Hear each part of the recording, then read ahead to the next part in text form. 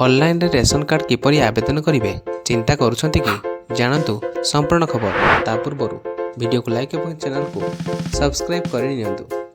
Ration card हेउची Bharat एक गुरुत्वपूर्ण document जहाँ सरकारी रेशन पाइबा पई एक परिचय पत्र भावे व्यवहृत होता है। यह राज्य सरकार द्वारा जारी करा जायଥାଏ एवं सार्वजनिक वितरण प्रणाली पीडीएस अधीन अभावी परिवार को सस्ता मूल्य रे रेशन जगाई दि जाउछि। जदि आपण रेशन कार्ड आवेदन करिसेंती किंबा एहार स्थिति जांच करने को चाहूँगी कि रेशन कार्ड होइछि कि नहीं, तेबे एही प्रक्रिया वर्तमान अति सहज हो जाइछि। ऑनलाइन रे रेशन कार्ड पाई आवेदन करंतु। सेथिपाई food.odisha.gov.in को जातु। रेशन कार्ड आवेदन संपूर्ण मागणा। थरे आवेदन करा जिया परे एहाकु जांच पाई पठा जाए।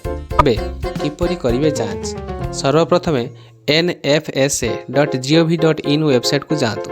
तापरे सिटीजन कॉर्नर विकल्प को बाछंतु।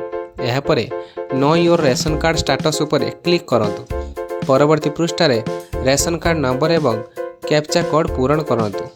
गेट आरसी डिटेल्स उपरे क्लिक करंतु। आपनक रेशन कार्ड रो संपूर्ण विवरणी आपनक आगरे आसी जिवो। तेबे आधार कार्ड और रेशन कार्ड रो स्थिति किपरि जांच करिवे? प्रथमे पीडीएस पोर्टाल को जातु। पोर्टाल रे रेशन कार्ड स्थिति बाछंतु। आपनक आधार कार्ड नंबर एवं सेथार दिया जायथिबा कैप्चा कोड को प्रवेश करंतु। संपूर्ण विवरणी दाखल करंतु।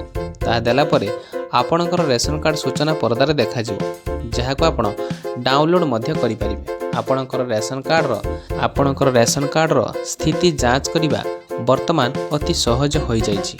ऑनलाइन पोर्टाल किंबा आधार कार्ड साहाय्य रे आपण एहाकु सहजरे जांच करि परिबे।